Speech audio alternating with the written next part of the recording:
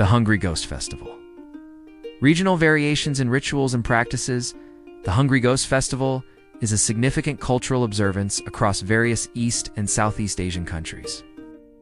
And while the core beliefs and rituals remain consistent, there are distinct regional differences in how the festival is celebrated. These differences stem from variations in local traditions, customs, and cultural practices, which have evolved over centuries. Below is a look at how the Hungry Ghost Festival is observed in different regions and how specific practices may differ. 1. China and mainland China. The Hungry Ghost Festival is a Taoist-influenced occasion with strong Buddhist overtones, particularly in the southern provinces such as Guangdong, Fujian, and Taiwan. Here, the rituals are more formalized, and many families engage in public rituals, which are often held at temples. Practices. Temple offerings. Many people in mainland China visit temples to make offerings to ancestors and the deceased, with specific prayers or rituals led by monks. These offerings typically include food, incense, and spirit money. Pudu ceremony. In some areas, the pudu is held, which is a large-scale Buddhist ritual aimed at helping the spirits of the deceased achieve peace. During this ceremony, monks chant sutras and perform rites to release spirits from suffering. Burning of paper effigies. The burning of paper houses, cars, and clothing is a common practice, symbolizing the provision of material comforts to spirits in the afterlife. In some regions, elaborate paper temples or paper mansions are burned, depicting elaborate homes for the spirits. 2. Taiwan. Taiwan has one of the most vibrant celebrations of the Hungry Ghost Festival. With deeply rooted practices that blend both Taoist and Buddhist traditions, as well as some indigenous rituals.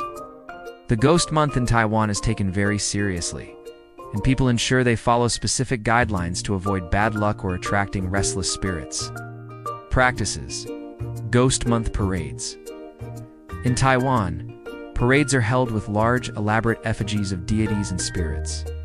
The parades are often accompanied by the sounds of traditional music, firecrackers, and dancing, and the aim is to appease the spirits and keep them entertained.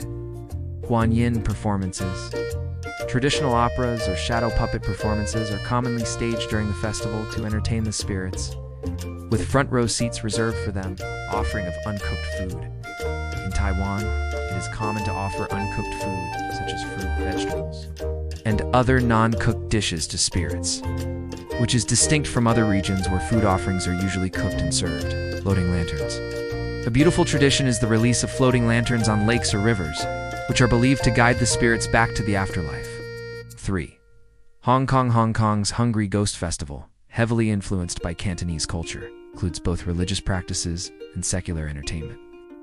The festival is known for its grand public observances and is part of the larger Ghost Month celebrations. Practices. Performing arts for spirits. Similar to Taiwan, Chinese opera performances are held for the spirits. The stage is often set up in open spaces or public parks, and the audience includes both living attendees and the spirits, who are believed to occupy special seats.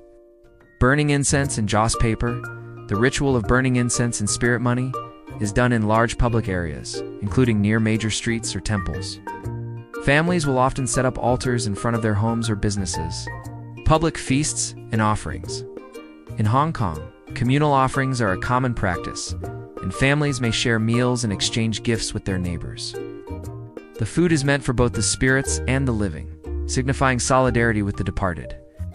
4. Singapore and Malaysia. In Singapore and Malaysia, where Chinese communities are prominent, the Hungry Ghost Festival is celebrated with many local influences, particularly from the Hokkien and Teochew ethnic groups. The festival takes on a very communal and public flavor in these regions. Practices. Public performances and operas. In Singapore and Malaysia, traditional Chinese operas or wayang kulit are performed in public spaces. These performances are held not only to entertain the spirits, but also as a form of public art and a community event. Open-air offerings. In areas like Singapore's Chinatown, public offerings are made in specially designated areas. Large altars are erected for the spirits, and offerings are made for the entire community. These offerings often include food, incense, and paper effigies. Street processions and parades. Large parades with colorful costumes and the carrying of spirit effigies through the streets are common in these countries, accompanied by chanting and offerings. Burning joss paper in public. In Malaysia, burning joss paper at the side of the roads, particularly in residential areas, is a common practice. The belief is that this ensures a connection between the living and the spirits. 5. Thailand. In Thailand, the Hungry Ghost Festival is celebrated primarily by Thai Chinese communities, and the event is known as Phai Ta Khon. This festival is an interesting fusion of Thai and Chinese traditions. Practices. Phai Ta Khon procession. One of the key features of this festival is the Phai Ta Khon procession, where participants dress in elaborate costumes and masks, often representing spirits or ghosts. The procession is meant to ward off evil spirits and ensure good fortune for the coming year. Ancestor worship. Offerings to ancestors are made in Buddhist temples where incense, food, and spirit money are offered. However, unlike Chinese regions, the focus in Thailand is also on aligning with Buddhist beliefs and practices, with monks playing a central role in rituals.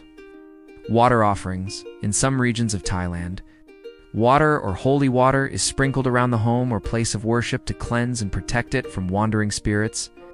6. Vietnam. In Vietnam, the Hungry Ghost Festival is celebrated as Tit Trung Nguyen, and while it shares many similarities with the Chinese celebration, there are distinct Vietnamese practices. Visiting ancestral graves.